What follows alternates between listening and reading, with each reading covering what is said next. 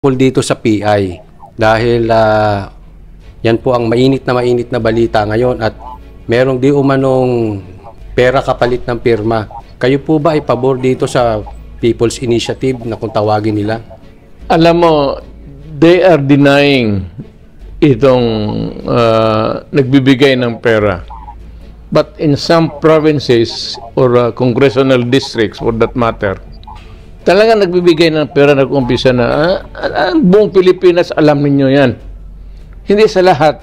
Hindi pa kasi na full-blown ano talaga. But meron na nag-umpisa, nagbigaya na. Nagpapirma na, tapos napagbigyan. Nabigyan. So, ang totoo niyan, huwag na tayong magbulahan. Eh, halata naman talaga at alam ng tao. Kung ano lang ang totoo, isabihin mo na lang para wala nang problema. Eh, nabigyan namin, ganon. Pero kung if you start to amend a constitution and you start by buying the signatures of the Filipinos for it to start the process, daanin mo sa bayaran, wala ngang eleksyon. It does not only leave a bad taste in the mouth, actually. It's almost, how would I term it, repugnant. A disgraceful act. So, hindi ako pabor kung gano'n, hintuin na lang nila. Hindi pa ako nagsasalita kasi tinitingnan ko, pero kasi yung denial ngayon lumabas, yung araw na to, hindi naman totoo kasi sa ibang probinsya, pati doon sa syudad ko, sa ibang distrito, nag-umpisa na ng bigayan. So, alam mo itong Pilipino, may gagawin ka, tapos may tinanong ka, you deny. Mag-disclaimer ka kaagad. Eh puta, bakit mo gawin? Tapos, yun pala na maghugas ka lang ng kamay. So, why bakit mo pa gawin? So kung gawin mo, kailangan, the position is that you want the signatures kaagad because you want to change the Constitution. And that Constitution, gusto ninyong madalian, kaya kayo namimigay ng pera. Ang end result nito is that a new Constitution, if ever, it will just destroy the nation. It will open the floodgates of political abuses, pati the perpetuation of powers. Kung sino ngayon gusto nilang tumuloy-tumuloy. Hoy mga gago, kung mga ulol kayo, itong demokrasya natin sa Pilipinas, palit-palit ito. Ang problema, pag nandiyan kayo nakapwesto, gusto na ninyo habang panahon, hanggang apo ninyo sa... alam mo, demokrasya to. It simply means that at least there is, over time, we have to go into electoral process. If you are retained by the people, it's because you are performing well, hindi ka corrupt, maganda ang record mo. Pero kung masamang tao ka or you are an idiot, incorrigible, yan ang cleansing process ng demokrasya, elections. So, wag na tayo dyan yung, kasi ang maganda naman ang konstitusyon natin. Wala namang nangyayari. Wala namang patayan, walang dahil lang sa Constitution. Ang kalaban natin yung NPA, pero wala na halos. Tapos na. So bakit pa tayo magpasok ng masakit ng ulo na alam ninyo na para talaga sa in order to you know, you want to stay in power. Hindi na ganun nga ang gobyerno, Adre. Ang gobyerno dapat palit-palit. Huwag mong suluhin. Kaya nga may eleksyon para kung ayaw ng tao sa iyo, mapalitan ka. So, do not with the Constitution because it would mean only trouble for our country. We're okay.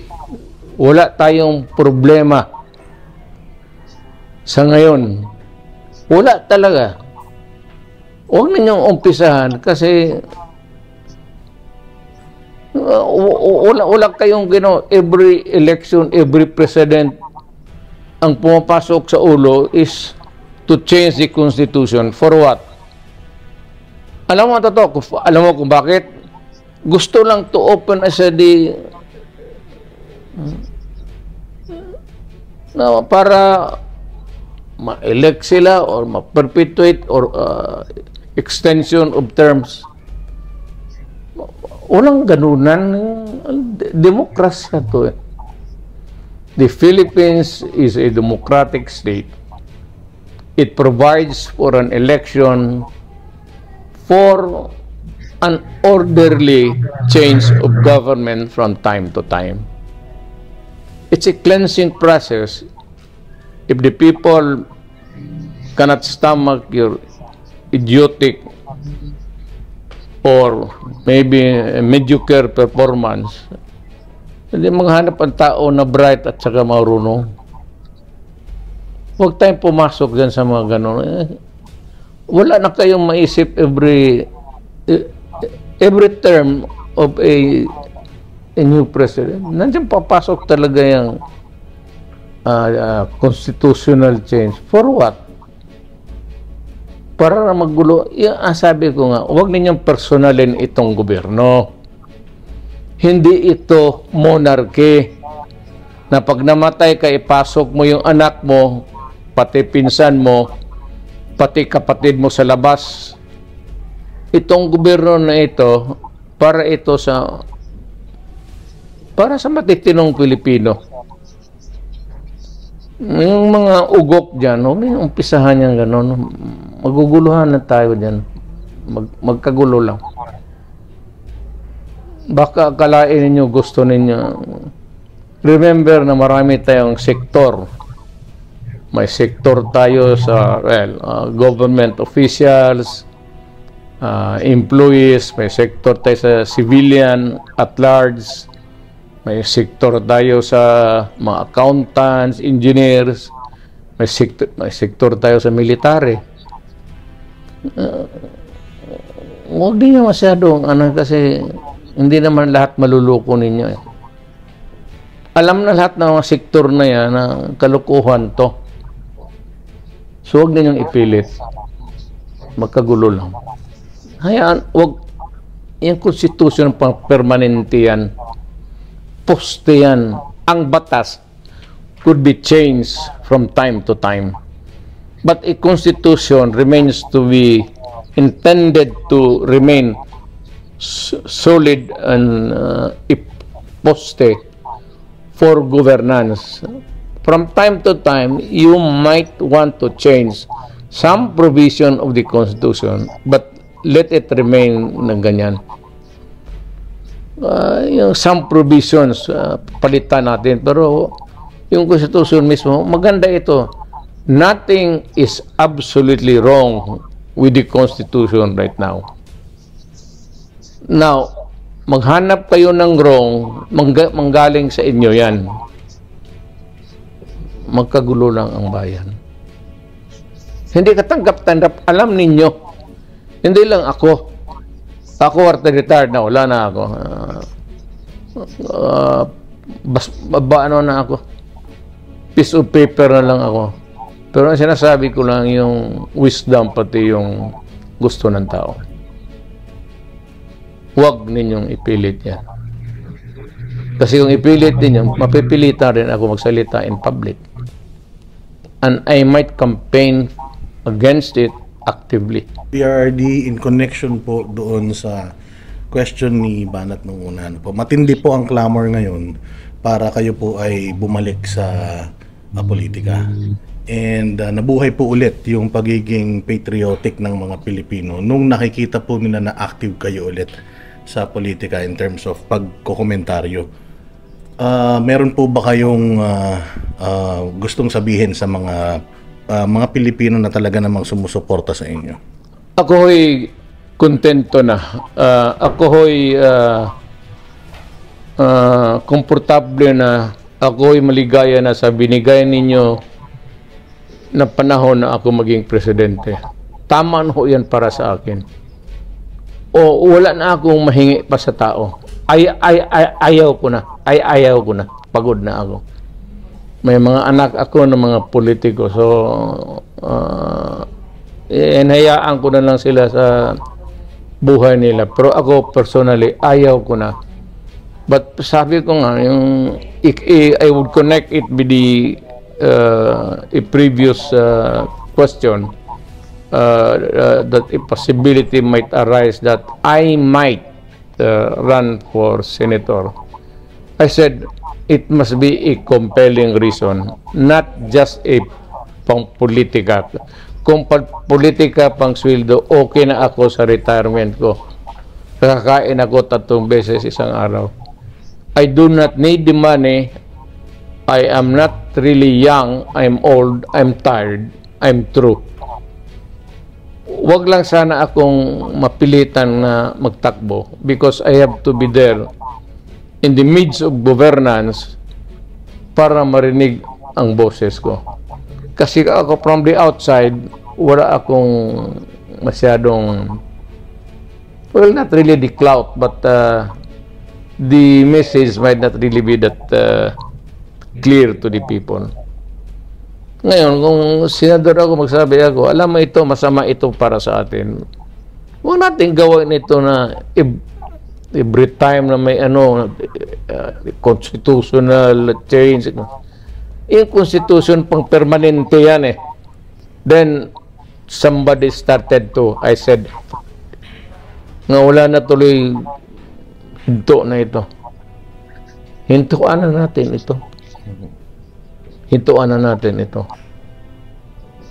Tumahimik na kayo dyan para... Namimiss po nila yung gikan sa masa nyo po na programa. Di ba bumalik na po ang SMNI. Sana daw makabalik na yung gikan sa masa. Oo. Yun ho ang plano ko para alam mo, idol kita, baka mamimik, masundan ko yung style mo, pang-provincial lang man yung akin, hindi naman pang ano yun. Para rin na makapagsalita ako sa mga issues. I might, I do not want to be a part of a conundrum thing, ingay dito, ingay doon, but just to give a simple advice to everybody. Either against a certain measure or for a certain program. Ganun lang yan.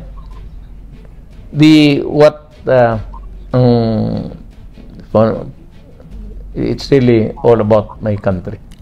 Lastly po, sir, message niyo po sa anak niyo si BP Inday na talagang grabe ho ang atake sa kanya nitong mga nakaraang araw. Ano pong message niyo kay BP Inday? Sabi ko nga kay Inday, ako magprangka ako. Kaming mag-ama.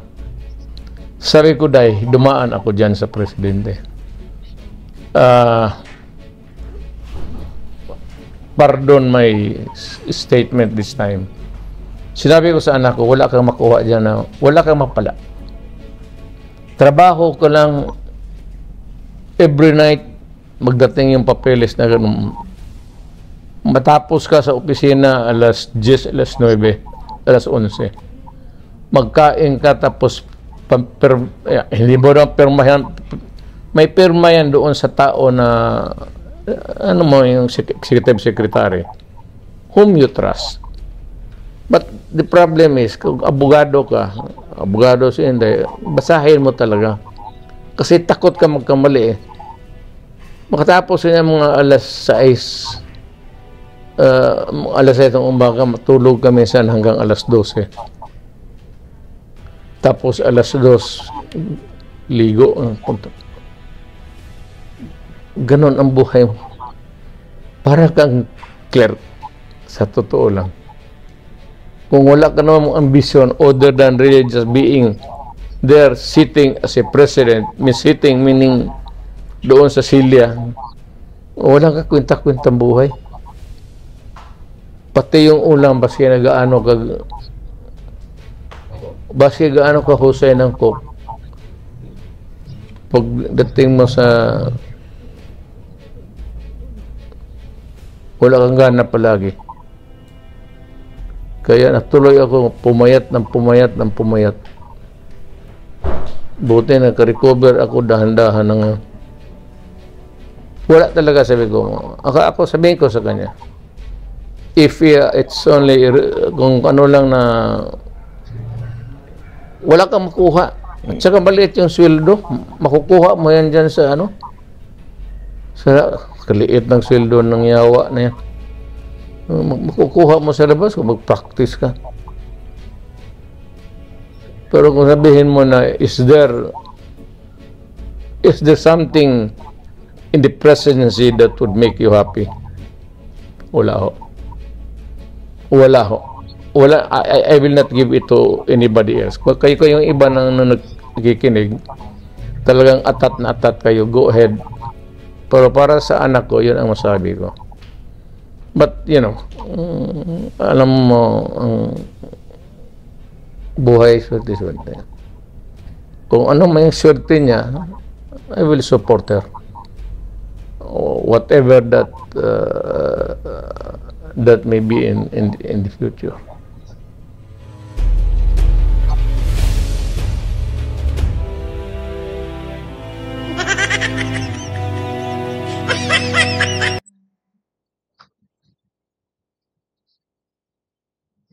In a press statement, election lawyer attorney Romulo Macalintal argued that without a formal petition filed before the Commission on Elections or COMELEC, it is premature to submit the signature sheets for the proposed People's Initiative to amend the 1987 Philippine Constitution, and no valid reason for the Commission to receive them. The signatures could not allegedly be filed before the petition. In response, COMELEC Chief George Erwin Garcia explained it is their ministerial duty to accept the signatures forms. COMELEC Resolution number 10650 promulgated last 2020 provides such a rule. Kung wala po sa rules yan, wala po sa guidelines, ba't naman namin tatanggapin yung dagdag trabaho sa amin? Kaya na po nasa guidelines yun, and therefore, hanggat hindi nababaliwala yung guidelines, binabago o nasasabing null and void, then kinakailangan ipatupad po namin yung nakalagay sa guidelines namin. Garcia further said COMELEC local offices will issue certification upon the submission of the signatures which will be needed during the formal filing of the petition. Kailangan po nila yung Annex B, kailangan nila yung certification. So, ibig sabihin, sa aking palagay, kaya naman nailagay sa guidelines yun, para hindi dadalhin lahat dito sa Maynila, sa main office ng COMELEC, yung 9 milyon o 10 milyong signatures. Meanwhile, the poll body clarified the proposed People's Initiative would not affect the date for the 2025 elections. However, the voter registration next month and the preparations for the upcoming elections would be affected. In preparasyon, definitely, parehas po ng mga tao ang gagamitin namin, parehas ang resources na gagamitin namin. And take note, yung po kasing mismong preliminaries ng People's Initiative, wala naman po sa budget namin yan. The poll body disclosed Monday, January 22, about 900 cities and municipalities submitted signature forms to their local offices. Dante Amento, UNTV, News and Rescue. We serve the people. We give glory to God.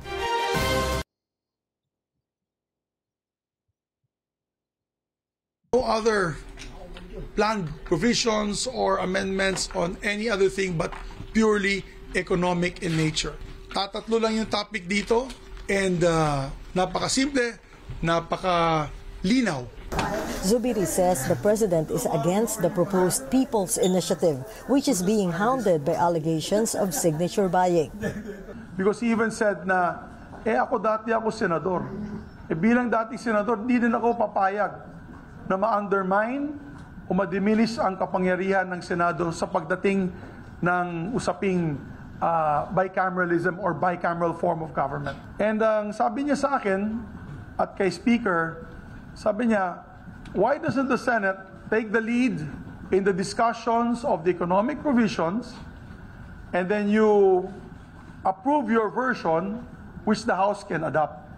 So that was the position of the President. And in that same meeting, according to Zubiri, Romualdez also issued an assurance. Because according to the Speaker in that meeting, moot and academic na daw yung PI kung pag-usapan daw natin dito sa Senado yung itong economic provisions. Kung totoo lang economic provisions lang gusto nila. Zubiri warns insisting on the People's Initiative, which many fear will only open opportunities for lawmakers to introduce political amendments. But Zubiri says they will not allow this. Because obviously we will fight. We will fight. The Senate will fight tooth and nail not to allow that. It will be a very divisive campaign. Obviously, including all the way to the Supreme Court. We were ready to file a petition all the way to the campaigning of this referendum. Resolution of both houses number 6 would be needing 18 votes in order to pass the Senate and another 3/4 votes in the House of Representatives. According to Senate President Zubiri, they need not vote under one roof. And at the end of the day, the people will have the final say as to all these proposed changes in the Constitution through a plebiscite. Zubiri